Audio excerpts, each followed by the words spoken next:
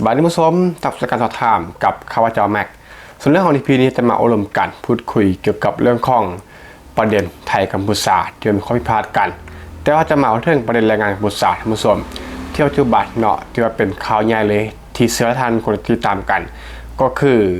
ผู้นำกัมพูชาบอกท่านผู้ชมได้มีการเรียกตัวแรงงานกัมพูชากลับคืนสู่ไปคงตนท่านผู้ชมก็ได้มีการโพสต์ลงทางโซเชียล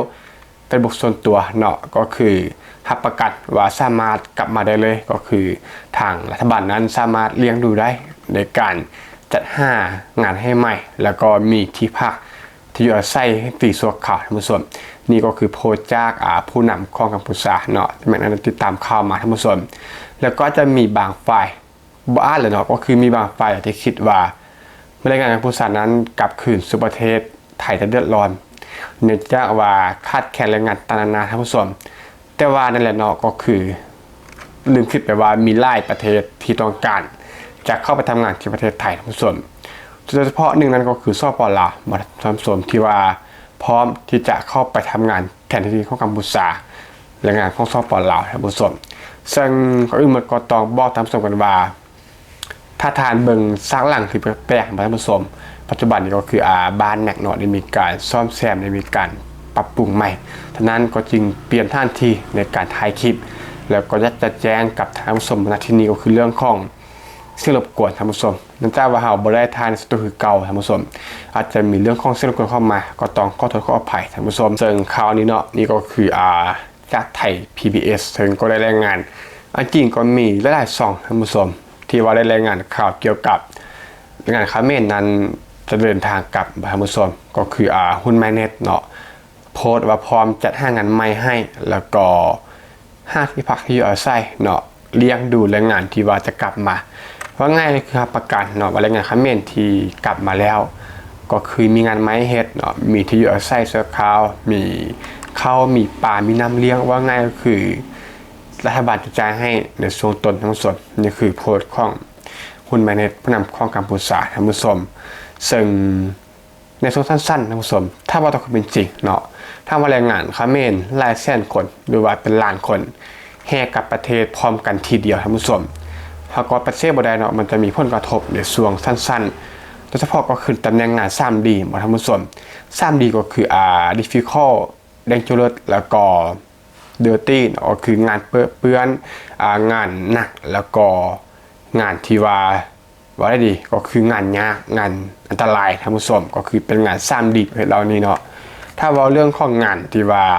งานจะต้องใช้ทักษะสูงหรือว่างานจะต้องใช้มันสมองใช้ฝีมือนี่ก็จะบ่กระทบกันได้เนาะจะไปกระทบต่อพวกแรงงานคนก่อสร้างทำความสะอาดแล้วก็งานอันตรายท่านผู้ชมอาจจะกระทบเนาะในช่วงระยะเวลาอันสั้นเนื่องจากว่าคนไทยเองเนาะชาวไทยเองอาจจะบ่ได้เลือกเฮ็ดงานนี้ท่านผู้ชมชาวไทยอาจจะเฮ็ดในตำแหน่งงานที่ว่าดีกว่านี้บ่ท่านผู้ชมซึ่งตำแหน่งงานนี้หลายแสนคนหรือว่าเป็นล้านคนถ้าว่าเขมรกลับพร้อมกันบัดเดียวท่านผู้ชมเรื่องสมมุติเนาะซึ่งเป็นเรื่องสมมุติที่อาจจะเป็นไปได้เนื่องจากปัจจุบันนี้สถานการณ์ก็ตึงเครียดขึ้นท่านผู้ชมแล้วก็ล่าสุดเนาะข่าวล่าสุดที่ว่ามีความตึงเครียดก็คือเขมรนั้นหรือว่ากัมพูชานะบ่ยอมรับแผนที่ของไทยบ่ท่านผู้ชมโดยยืนยันว่าจะใช้แผนที่ของตนเองเนาะก็คือใช้แผนที่ของเขมรท่านผู้ชมโดยที่บ่ยอมรับแผนที่ของไทยก็คือ1/200,000บ่ท่านผู้ชมนั่นแหละก็คือมีความตึงเครียดเนาะแล้วก็ทางผู้นำกัมพูชาเองก็โพสต์ลงFacebook ส่วนตัวเนาะว่าพร้อมรับแรงงานเขมรกลับบ้านท่านผู้ชมซึ่งอาจจะเป็นไปได้เนาะว่าแรงงานเขมรนั้นจะกลับพร้อมกันหลายแสนคนท่านผู้ชมแต่ว่าที่ไหนก็ตามถึงว่าจะมีผลกระทบในช่วงระยะเวลาสั้นๆแต่ว่าในเรื่องของมาตรการการแก้ไขการรับมือในไทยก็มีอยู่แล้วเนาะเพราะจะลืมว่าแรงงานหลายประเทศเนาะต้องการที่จะเข้าไปทำงานอยู่ที่ประเทศไทยโดยเฉพาะก็คือพินิจวอทั้งแรงงานลาวท่านผู้ชมที่พร้อมที่จะเข้าไปทำงานแทนที่ของกัมพูชาท่านผู้ชมอาจจะมีส่วนที่ผ่านมาเนาะอาจจะมีประเด็นที่ว่าส่วนบุคคลท่านผู้ชมแต่ว่าแรงงานลาวดีๆเนาะที่พร้อมจะเข้าไปก็มีหลายท่านผู้ชมแล้วก็เสื้อว่าสถานหลายคนเนาะสถานหลายทานพร้อมที่จะต้อนรับแรงงานลาวเนาะในฐานะพี่น้องกันส่วนใหญ่ท่านผู้ชมจะว่าแม็กก็ได้ไปส่องเบิ่งแล้วแหละส่องเบิ่งคอมเมนต์จากซองก่อนหน้านี้ที่ว่าเคยได้เฮ็ดเกี่ยวกับ แรงงานลาวเนาะพร้อมที่จะเข้าไปทำงานแทนที่ของเขมรนะแล้วก็มีชาวไทยไล่ทานคอมเมนต์เนาะต้อนรับพี่น้องชาวลาวก็คือยินดีต้อนรับเหมือนบอกก็คือแรงงานลาวดีกว่าแรงงานปุษาอันนี้คือคอมเมนต์ของชาวไทยเองท่านผู้ชมอันนี้แม็กบ่ได้บอกเองเนาะเชื่อว่าเรื่องในใจแล้วไทยกับลาวนี่ก็ยังเบิ่งกันเป็นบ้านพี่เมืองนอกเนาะเป็นไอ้น้องกันอาจจะมีประเด็นเล็กน้อยท่านผู้ชมแต่ว่าที่ผ่านมาอาจจะมีแรงงานลาวบางคนเนาะย้ำว่ามันเป็นส่วนบุคคลท่านผู้ชมที่ว่าเข้าไปทำงานแล้วมีเงินเก็บเนาะปีกาค่าแข่งเราก็อาจจะนั่นแหละอาจจะเว้าคำที่ว่าเลิกท่านผู้ชมลืมตัวเนาะลืมคิดว่าตัวเองนั้นเป็นแรงงานต่างดาวที่ว่ามาพักพิงอาศัยประเทศไทยในการทำมาหากินจนอยู่มีกินแล้วก็อาจจะมีประเด็นแดดเนาะที่ผ่านมาแต่ว่ามันเป็นส่วนบุคคลส่วนก็คือบุคคลได้บุคคลหนึ่งบุคคลเดียวเนาะบ่ได้มีประเด็นใหญ่ๆที่ว่าเป็นส่วนรวมคือกับแรงงานข้างบ้านไทยเนาะอันนี้ครับบ่เข้า10ประเทศที่ว่ามีการตั้งกลุ่มตั้งแก๊งเนาะเป็นกลุ่มเป็นแก๊งเป็นกองที่ว่าสร้างความเดือดร้อนอันนี้แรงงานลาวบ่มีท่านผู้ชมที่ผ่านมาเนาะก็คือมันจะมีเรื่องเล็กๆน้อยๆเป็นประเด็นดราม่าส่วนบุคคลเนาะซึ่งบ่ได้เป็นเรื่องใหญ่เรื่องที่ว่าเป็นระดับศาลอย่างท่านผู้ชมแรงงานลาวเนาะเชื่อว่า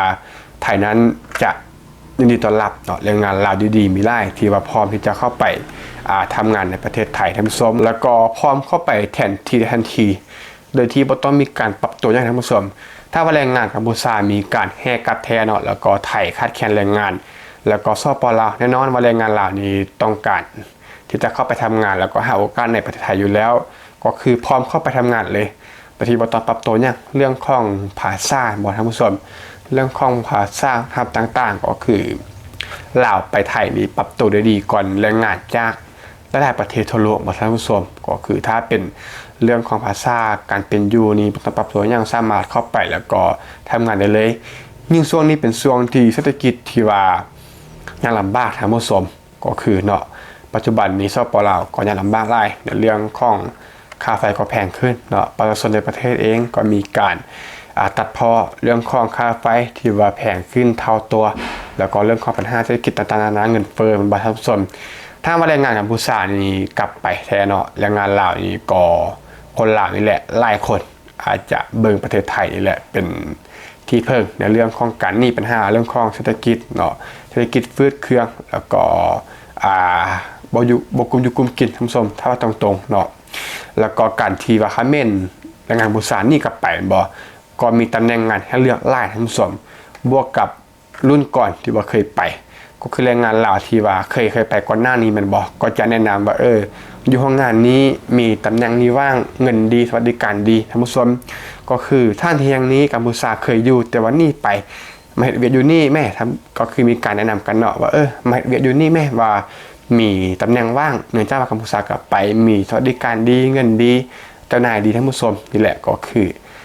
แรงงานลาวจะมีโอกาสไล่ขึ้นในช่วงในส่วนตำแหน่งงานของกัมพูชาที่ว่านี่ไปท่านผู้ชมแล้วก็มีการแนะนำกันท่านผู้ชมเชื่อว่าแรงงานหลายคนพร้อมที่จะสแตนด์บายเนาะเข้าไปทำงานเสียบแทนกัมพูชาทันทีท่านผู้ชมเนื่องจากว่ากันอะไรเนาะเพราะว่าคนลาวนั้นต้องการที่จะไปทำงานไทยอยู่แล้วก็คือล่าที่สุดเนาะคนลาวก็แรงงานลาวที่ว่าไปทำงานต่างประเทศก็คือไปไทยเป็นอันดับหนึ่งอยู่แล้วท่านผู้ชมถ้ามาเจอกับสถานการณ์แบบนี้เนาะคนลาวคนยิ่งมีแนวโน้มที่จะเข้าไปทำงานไทยไล่ขึ้นแทนแรงงานกัมพูชาที่ว่านี่ไปทั้งส้มแล้วก็เรื่องที่เขายังส่งใส่แล้วก็ต้องจับตาเบิ่งเลยก็คือมาตรการของกัมพูชาทั้งส้มรัฐบาลกัมพูชาเนาะที่มีความมั่นใจในการแรงงานเขมรกลับคืนสู่ประเทศเนาะก็คือแรงงานจำนวนหลายแสนคนทุกล้านคนกลับคืนสู่ประเทศนี่ถ้าว่า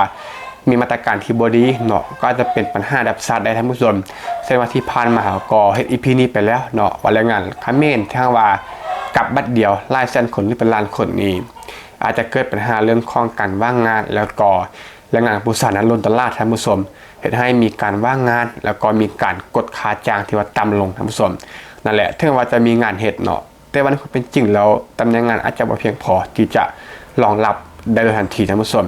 แต่ว่าถ้ามีเนาะสมมุติถ้ามีเลยก็คือรายได้จะให้ไปเป็นเท่าโตหรือว่ารายเท่าโตท่านผู้ชมจากที่ว่าเคยทำงานที่ไทยได้หลายหมื่นท่านผู้ชม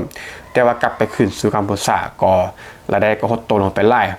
สำหรับครอบครัวที่ว่าต้องเพิ่มเงินเนาะ แต่แรงงานที่ว่ามาทำงานที่ไทยเป็นเสาหลักครอบครัวนี่อาจจะประสบกับปัญหาเรื่องของค่าใช้จ่ายท่านผู้ชมเนื่องจากว่าค่าใช้จ่ายนั้นหดตัวไปหลายเท่าตัวท่านผู้ชมรับเรื่องของในพี่นี้ก็ประมาณนี้ท่านผู้ชมทำส่วนที่ว่าหมอจุดนี้มีความเห็นอะไรที่อยากจะมาแลกเปลี่ยนอารมณ์กันก็เต็มที่ความเป็นเลยและอีพีนี้ก็ต้องขอทุกท่านที่มาสมัครฟังเพราะในอีพีต่อไปก็ขอบใจ